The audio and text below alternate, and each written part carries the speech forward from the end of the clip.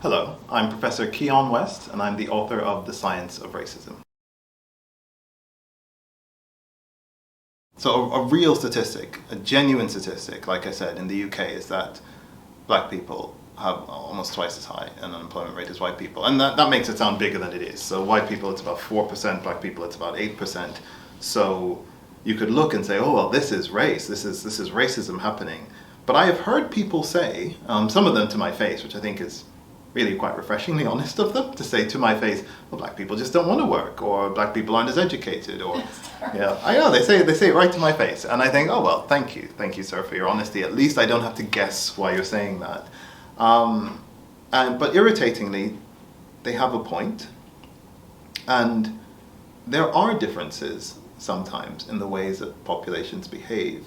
To cite another example, women are generally paid less than men for the same jobs, and we all know that this is true. This is an undeniable fact. You look it up. The government does their statistics on it every year. There's about a 7% overall pay gap between women and men in the UK, and it goes up or down depending on which professions you're looking at. But what people also point out, and this is also true, is that women are less likely to negotiate when they're in interview.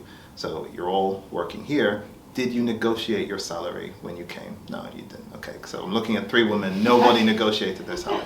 I negotiated my salary every single time. So what someone could say is, men are paid more because we negotiate our salary. It's not sexism, you just need to learn to negotiate. Done, done, done. So the statistic of the gap in how much money we get is just a statistic. It doesn't explain where the statistic comes from. To explain where it comes from, you have to do another kind of thing. You have to do a scientific study where you have a man and a woman go into an interview, say the same things, negotiate the same way, and if the gap remains, now you know where it's coming from, because the only variable that's left, the only thing that could be causing the difference, is the gender of the 2 people. And people have done studies like this. They go in and they make the men negotiate for their salary and the women negotiate for the salary, and what they find is when men negotiate for their salary, they tend to get bigger salaries, and when women negotiate for the salaries, people say, oh, she's kind of a bitch, and they don't hire them at all. And this is why women don't negotiate for their salaries, and we understand now where the difference is coming from.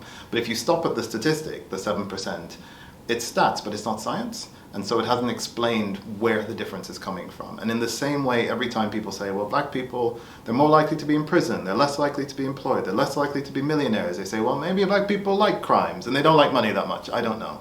But when you have black people and white people doing exactly the same thing and you get different results every single time, now you have science. And now you know that race is a problem.